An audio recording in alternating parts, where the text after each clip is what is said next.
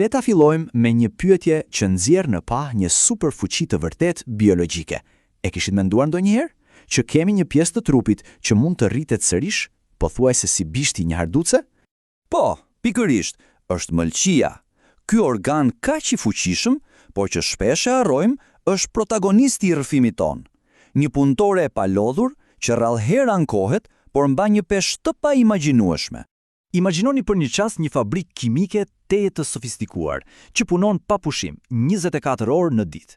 E po, kjo është mëlçia. Ajo filtron çdo pikë gjaku për të pastruar toksinat, prodhon bilen, atë lëngun thelbësor për tretjen e yndyrave, dhe krijon proteina jetike, si ato që ndalojnë gjakderdhjen kur pritemi. Një punë vërtet kolosale, pa ndërprerje. Po çfarë ndodh kur kjo fabrikë fillon të dëmtohet?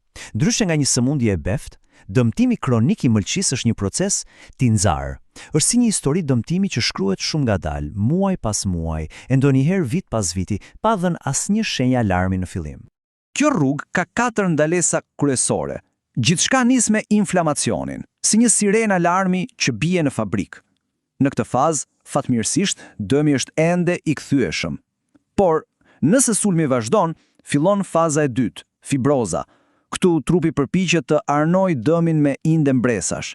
Imagjinoni këto arna që shtohen derisa arrim në fazën e tretë, cirozën, ku e gjithë struktura e mëlçisë ngurtësohet dhe bëhet jo funksionale. Kjo është pika pa kthim, e cila të çon në ndalesën e fundit, dështimin e plotë.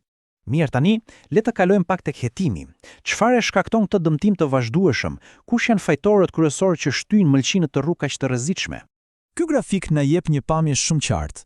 Janë 3 protagonistë negativ në skenën botërore. Viruset e hepatitit B dhe C dhe bashkë me ta konsumi i tepërt i alkoolit. Këta të tre së bashku janë përgjegjës për rreth 3/4 e të gjitha rasteve të cirozës. Por, pika më e rëndësishme këtu është se një pjesë e madhe e kësaj historie mund të shkruajë ndryshe, sepse shumë nga këto shkaqe janë absolutisht të parandalueshme. Përveç kësaj treshje kryesore, ka edhe disa shkaqe të tjera në rritje.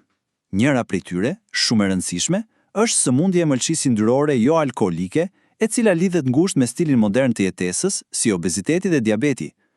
Pastaj, ka raste kur vetë sistemi ynë imunitar mund të sulmojë gabimisht mëlçinë, ose mund të ketë shkaqe gjenetike të trashëguara. Deri tani folëm për një dëmtim që ndërtohet me kalimin e viteve, si një stuhi që afrohet ngadalë në horizont. Por, çfarë ndodh kur rrufa godet pas një paralajmërim? Kjo na çon në një skenar krejtësisht tjetër dhe shumë dramatik. Ky krahasim e tregon dallimin më qartë se çdo gjë tjetër. Dështimi kronik është i maratonit gjatë dëmtimi, ndërsa i akut është një sprint vdekjeprurës drejt kolapsit. Mund të ndodhi brenda 2 ditësh, jo për shkak të një dëmtimi të gjatë, por nga një goditje vetme masive, toksike, dhe këtu vjen një paralajmërim thelbësor. Shkaku numër 1 i këtij kolapsi të papritur është mbidoza e acetaminofenit, një qetësues dhimbjesh kaq i zakonshëm sa gjendet pothuajse në çdo shtëpi. Kjo është një kujtesë e fuqishme se edhe medikamentet e përditshme kërkojnë respekt dhe shumë kujdes. Një nga aspektet më sfiduese të sëmundjes së mëlçisë është pikërisht heshtja e saj. Për një kohë shumë të gjatë, ajo vuan pa u ankuar. Simptomat shpesh shfaqen vetëm kur dëmi është tashmë i konsiderueshëm, duke e bërë zbulimin e hershëm një garë të vërtet kundër kohës. Le t'i shohim pak këto shenja. Në fazat e hershme, kemi ankesa shumë të paqarta, si lodhje apo mungesë oreksi, të cilat lehtësisht mund t'i anashkalojmë. Por, kur mëlçia nuk arrin të kompensojë më, atëherë trupi lëshon alarme të kuqe që nuk mund të fshihen. Shenja të qarta dhe serioze si vërza, ëntja dhe konfuzioni mendor. Verdza është ndoshta shenja më klasike. Kur mëlçia nuk funksionon siç duhet, ajo nuk mund ta largojë bilirubinën, një pigment i verdh.